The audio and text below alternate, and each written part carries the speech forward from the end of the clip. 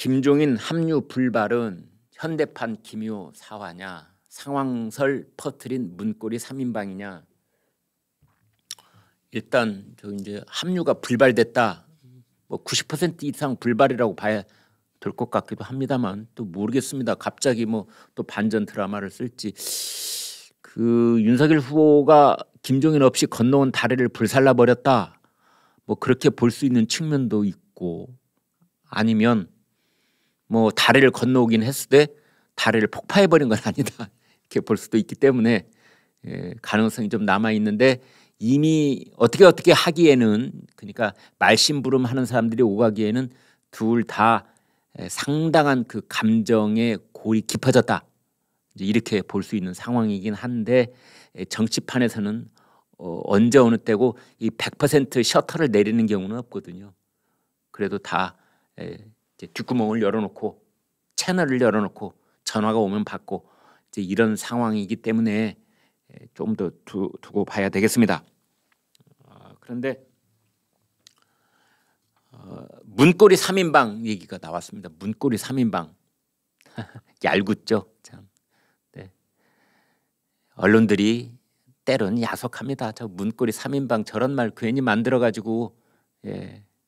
근데 이 문고리 3인방은 제가 뭐 우리 후배 기자들 역성 좀 들어야 되겠습니다. 언론이 이번에 만든 건 아닙니다. 김종인 위원장이 맨 먼저 저 말을 썼습니다. 문고리 3인방. 그게 누구냐면은 권성동, 윤석열 후보의 깨복쟁이 친구라는 권성동 의원, 그 다음에 장제원, 상황실장 했던, 지금은 백의종군 하고 있다는 장제원, 그 다음에 윤한홍. 장제원은 부산이 지역구입니다. 동래구인가요? 네, 그럴 겁니다. 그 다음에 윤한홍, 마산 이 지역구입니다. 근데 이 세 사람의 특징이 뭔 줄 아십니까, 여러분? 권성동, 그러니까 김종인이 문고리 윤석열 후보를 에워싸고 있는 문고리 3인방이라고 딱 찍은 권성동, 장제원, 윤한홍, 이 세 사람의 특징 그렇습니다. 대표적인 친 이명박계 의원들입니다. 친이계. 이렇게 거기에 이제 친이계 또 누가 들어가 있냐? 주호영, 대구의 주호영. 그 다음에 정진석, 이제 중진 의원들로만 한다면 정진석, 주호영, 권성동, 장제원, 윤한홍 다 친입니다. 친이. 네로라 하는 대표 친이. 이번에 국민의힘 선거대책위원회 대변인 맡은 저 분당 갑 김은혜 다 친이. 김종인이 총괄 선대위원장을 맡으면서 내걸었던 조건이, 본인이 그렇게 말은 하지 않았을는지는 몰라도 선거대책위원회에서 친이계 의원들을 솎아내라, 그런 뜻이었습니다. 장제원 솎아내고 권성동도 좀 멀리하고 주호영 뭐 말할 것도 없고. 그게 여러분 이렇게 되짚어 보십시오. 지난번에 그 국민의힘 전당대회에서 지난 6월 달에 이제 이준석 대표가 선출됐을 때, 그때 주호영 친이계입니다. 그러니까 친이계에 맞서서 이준석 친박계라고 이제 굳이 분류를 할 수 있겠는데, 이준석과 이 주호영이 붙었는데, 그 당의 조직, 뭐 선수, 그거 모든 걸 다 따졌을 때 주호영이 이길 거라고 그랬는데 졌지 않습니까? 그때의 그 추억을 갖고, 그때의 그 바람몰이 여세를 몰아서 김종인과 이준석이 당을 먹으려고 한 겁니다. 어떻게? 선거대책위원회까지. 그게 딱 그렇게 돼 있는 겁니다. 김종인과 이준석이 선거대책위원회를 장악하려고 한 겁니다. 그런데 김종인과 이준석이 뼈저린 실수를 한 게 하나 있는데, 윤석열 후보의 곁을 선점을 못한 겁니다. 그러니까 윤석열 후보가 입당을 하기 전에 당 밖에 있을 때 먼저 윤석열 후보를 옹위하고 곁을 지켰던 사람들이 있는데, 그게 장제원, 그게 주호영, 뭐 이런 사람들인 거예요. 윤석열 후보의 곁을 먼저 선점을 해버린 겁니다. 그러고 나서 윤석열 후보가 입당을 했네. 그리고 이제 입당을 한 다음에 선거대책위원회를 꾸렸을 때 윤석열의 곁을 다시 탈환을 하려고 했던 겁니다. 김종인과 이준석이. 그런데 윤석열 후보가 필요 없어. 필요 없어. 그래, 아쉽기는 해. 내가 내민 손, 내 손이 부끄럽지 않을 때 김종인 위원장이 와 내 손을 잡아줘야지. 내 손 이미 부끄러워져 버렸어. 나 떠날 거야. 이렇게 된 거 아니겠습니까? 지난 주말 건너오면서.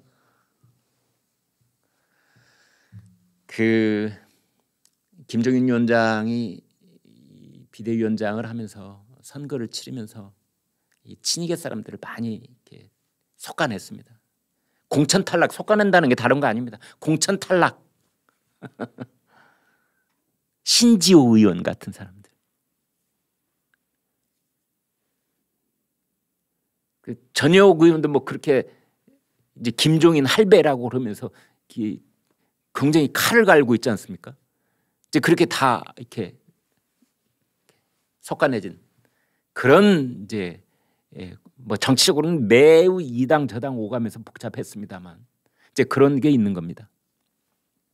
이제 그런 상황 속에서 문고리 3인방 얘기를 김종인 위원장이 해버린 것이지요. 권성동, 장제원, 윤한홍. 윤한홍 의원은 또 홍준표 의원이 뭐 배신자다 뭐 이런 얘기를 했다가 별 그 국민들의 호응도 못 얻었습니다만 아무튼 그 얘기를 하더군요. 왜 홍준표 의원이 경상남도 지사를 할 때 그때 부지사를 했던 사람이 윤한홍 의원이거든요. 그리고 윤한홍 의원이 경상남도 마산에 국회의원 출마했을 때 그때 홍준표 경남지사가 도와줬습니다. 그런데 나중에 보니까 윤한홍 의원이 홍준표 캠프에 있는 것이 아니라 윤석열 캠프에 가니까 낮에는 윤석열한테 가고 밤에는 나한테 오네 그래야 뭐 이런 식으로 이제 배신 프레임을 윤한홍한테 씌우려고 했던 그런 최근에 뭐 일이 있었습니다만 이제 결국은 문고리 3인방 이제 그런 얘기를 했고 뭐 구체적으로 다 설명을 안 드리겠는데요. 진중권 씨하고 권경애 변호사하고 이제 진중권 전 동양대 교수가 이 문고리 3인방 그리고 김종인 영입 실패를 묶어서 이른바 이제 윤석열 후보에게 직격탄을 쏘기는 뭐하니까 이 문고리 3인방을 직격탄을 쏘고 있더군요. 뭐 얘기들은 많은데요. 뭐 기묘사화다. 훈구파에 의해 신진 사림 세력이 숙청된 기묘사화다. 훈구파가 친이계라는 뜻이죠. 권경애 씨가 그렇게 얘기를 했는데요. 훈구파가 친이계라는 뜻입니다. 주호영, 권성동, 뭐 정진석, 뭐 장제원, 윤한홍 이런 훈구파에 의해서 신진 사림 세력이 숙청됐다. 이준석 이준석이 신구 살인파예요. 모르겠는데 아무튼 권경애 변호사에 따르면 그렇답니다. 그리고 이제 진중권 씨도 뭐 그거를 장제원한테 특별하게 화살을 많이 개인적인 사감이 있는지는 모르겠습니다만 그 중에서도 장제원을 콕 찍어갖고 장제원을 전두환 대통령 때 장세동에 비유를 하는가 하면은 또 박근혜 대통령 때 최순실 씨한테 비유를 하면서 아주 공격을 했더라고요. 이 시청자들이 얼마나 호응을 하시는지는 모르겠습니다만 아무튼 두 사람이 이제 그렇게 했습니다. 그러자 장제원 의원이 법적 대응을 하겠다. 더 이상 나를 명예훼손하지 마라. 이렇게 또 대응을 하고 나섰습니다. 그런데 이제 장제원 의원이 백의종군 하겠다고 그러지 않았습니까? 그런데 윤석열 후보의 그 선거대책 회의가 열릴 때 장제원 의원도 거기에 참여를 한답니다. 뭐 그런 이제 조선닷컴 보도가 있었는데 거기에 대해서 또 이준석 대표는 뭐 깜짝 놀랄 일이다 이렇게 얘기를 했더군요. 그러니까 여러분 보면은 아직도 국민의힘 뭐 원팀을 전부 다 구성하는 게 아니고요.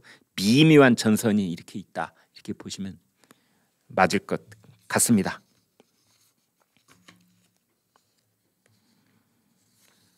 이제 김병준 사실상 이제 출범은 원톱으로 출범을 했지요.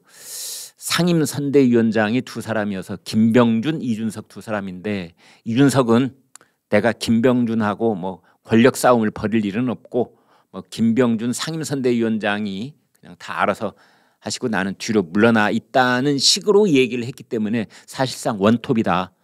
김병준이 이제 총괄 지휘를 한다 이렇게 돼 있는데 이 윤석열 선거대책위원회는 12월 6일 날 공식 출범합니다, 여러분. 오늘이 11월 29일이니까 앞으로 일주일 남았습니다. 그 일주일 사이에 여러분 어떤 변화가 있을까요? 김종인 박사하고 뭔가 연결고리가 다시 부활할 수 있을까요? 여러분은 어떻게 보십니까? 이제 국민 대다수의 생각이 맞아떨어질 때가 많은데 그래서 저의 결론은 이겁니다. 윤석열 후보의 지지율에 달렸습니다. 지지율. 만약 6%포인트를 저점으로 삼아서 이재명과의 격차가 6에서 점점 벌어지고 7, 8, 뭐 다시 10으로 근접하면 김종인 카드는 0 사라지는 겁니다.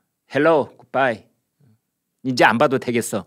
이렇게 되는데 만약에 지금 이재명과 윤석열의 지지율 격차가 6 이하로 자꾸만 줄어든다. 3, 2, 1. 평균치를 내봐도 이렇게 된다. 그러면 김종인 카드가 다시 부활할 수 있다. 이렇게 정리를 해두시면 모든 게 다 환히 설명이 되실 겁니다. 네, 여러분 오늘 방송 어떻게 보셨습니까? 구독, 좋아요, 공유 눌러주셔서 여러분의 마음을 보여주십시오. 여러분의 마음을 보는 순간 저희는 엄청난 힘을 얻습니다. 고맙습니다.